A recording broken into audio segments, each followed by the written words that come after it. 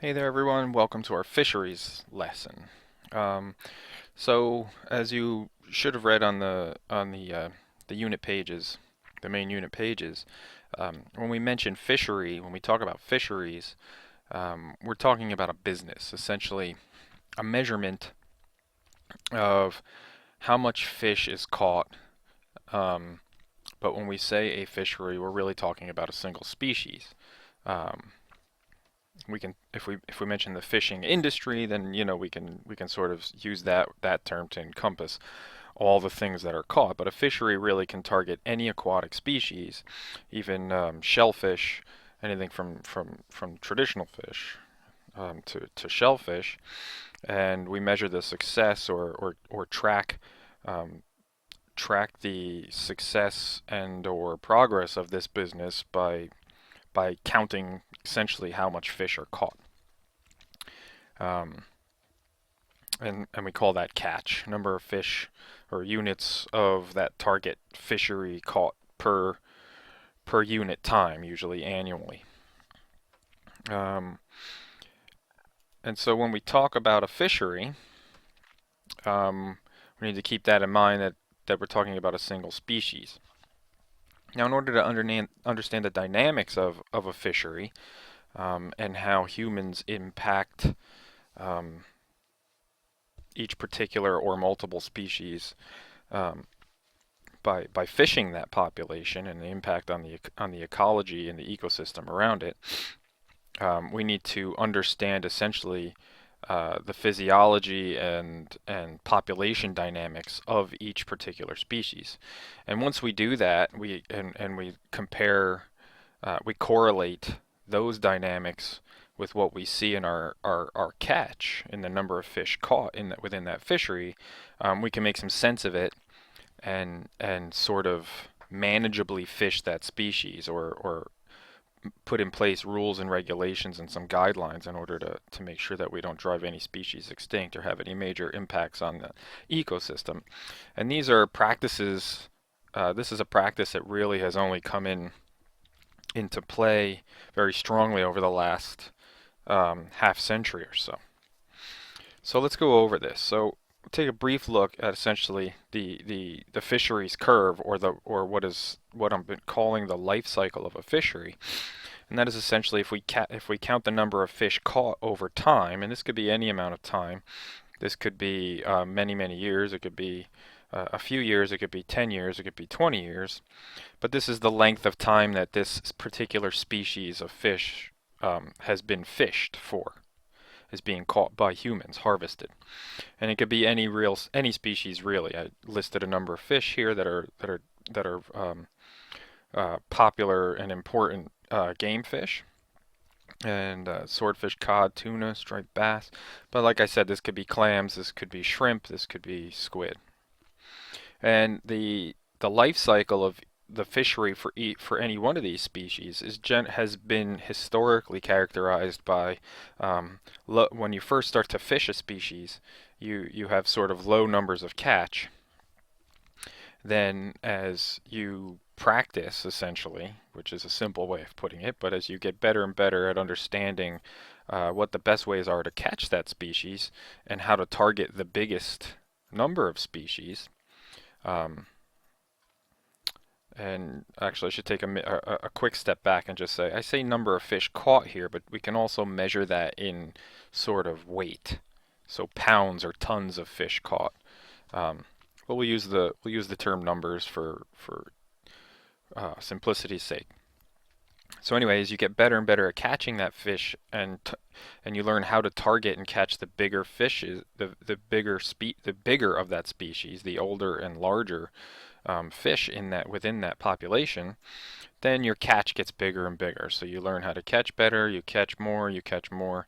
Um, the catch is very large. The catch starts to top off, so the number of fish we're able to catch per unit time just begins to level off, I should say. And eventually it begins to decrease over time. And historically, once we reach this leveling off and decreasing point, then the fishery itself crashes. So it gets to the point where the effort for going out and catching fish yields very little return. So you stop catching this fish in a profitable way, and the number of species caught just drops dramatically until you can no longer fish that species, and you have to move on to a next one. So the dynamics, it seems kind of straightforward, like, okay, we caught all the fish and that's why the fishery crashes, that's why we can no longer fish for this species. But it's not quite as straightforward as that. And it has a lot to do with each individual species population dynamics. And so we're going to evaluate these two curves and correlate them to this one. So the first curve here is what we call a mortality curve, and you can apply this to any species. The dynamic and the shape is going to be a little bit different, and the age and the probabilities are going to be a little bit different. But what we're measuring is, so the probability of mortality, or the death rate of a species, increasing as we go up. So up here you have a very high death rate, or probability of death, and down here you have a very low probability of death. And we're comparing that to the age of a species. Okay, so this is essentially just saying, as a particular fish grows, so we could call this salmon, we could call this a trout, we could call it a striped bass, any one of these guys. As they hatch and are born, and then as they grow, as they get older and older, what's the probability of that, of the individuals within that population of dying? And essentially this is the shape for most species. And so when something hatches or is born, most fish and things from a fishery are either released as larvae or are hatched out of eggs. And so when this occurs, they're very young, they're very tiny, they're immobile, they don't have very good defense, and they're very vulnerable. And so the probability of death is very high for them at that age. As they get older and older, they get better at feeding themselves, better at protecting themselves, and better in defense strategies, such as hiding. And they also are getting bigger and harder to catch. So, so the probability of them dying as they get older goes down. This makes sense. It's pretty intuitive. It's the same for all species, including humans. Right? So as they get older and older, the probability of them surviving is much higher, right? Probability of death is much lower. They grow older and older, and at a certain age, they reach reproductive age. So this makes them able to reproduce and repopulate their species once they hit a certain age. And we're not going to say what age that is because it's different for every organism. Then they have some certain expected age lifespan, right? So they're beyond their reproductive age, they have a certain lifespan where they reach the limit of their age, and they get older and older and essentially become elderly of the population. And then once something has become so old, they get slower, they become less able to feed themselves and defend themselves, and they become more susceptible to either being killed, captured, or catching disease, and so their probability of death gets higher and higher at very, very old ages. Again, this makes sense and is very intuitive, and it's the same for even humans, right? We're most vulnerable when they're very, very young or very, very old. Okay, so that's the mortality curve. So now if we look at, in terms of a population, we look at a size distribution curve. So now we're looking at number within the population. So again, we're talking about, let's say, tuna or striped bass. So within a given population of striped bass, the percentage of that population, how big are they? So what percentage is what size? So as size goes up, what part of the population makes up that size range? And so because probability of death is very high when they're very young or very old, then when they're very small, right? So when over here size is very, very small, larval size, they don't make up very much of the population because many of them die. Same thing when they're very, very old, right? The largest fish, the oldest fish tend to be the largest fish, so maximum size of that fish. So again, the oldest fish don't make up very much of that population. And so as probability of death decreases and age increases, they get larger and larger. they get larger and larger, and they start to make up more and more of that population. And so there's this maximum, or there's this prime or optimal age where you're relatively large. You're not the biggest you can be, but you're relatively large, but you're very capable, and you're not very vulnerable to death. So you make up the largest part of that population. So what a fishery does, so let's say we decide to start fishing this striped bass, is who do we want to target? We want to target the max size, right? We want the largest fish because we want the most catch for our most bang for our buck. So we target in stage 1 of our fishery here, we target the largest sized fish.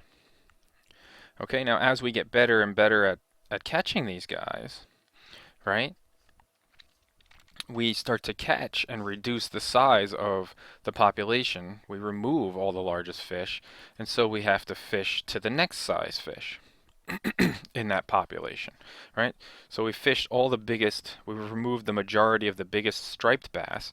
Now we have to move to the next biggest part of the striped bass population, which is slightly smaller, but still a good size and still very fishable. Now we overfish this section of the population, and all of the largest and prime-sized striped bass population is so low that we're not catching very many of them. So we change our strategies a little to target an even smaller part of the population. Still big enough to consider catching them, but not optimal. So where does this fall out if we backtrack it across our mortality curve and our age curve? And that is stage 1, right, targets the oldest. Stage 2 targets sort of the middle-aged and most prime batch of fish. And stage 3 targets the next smallest fish. And what we notice is stage 3 overlaps with the reproductive age. So now we start removing, once we start fishing this part of the population, we start removing, all the biggest fish are removed, and now we start removing the fish that before they reach the age that they can reproduce. All right, so you should be thinking ahead and saying, all right, I see where this is going and how it fits on this curve, right? Stage 1, we're targeting the biggest fish, the oldest. Stage 2, we're targeting the next size fish down, sort of the middle-aged fish. And in stage 3, we're targeting the smaller fish, smaller part of the population, but smaller, and now removing that part of the population that's old enough. We're never letting them get old enough to reproduce. And once we hit that part, we can't reproduce and repopulate this fishery, and so the fishery crashes.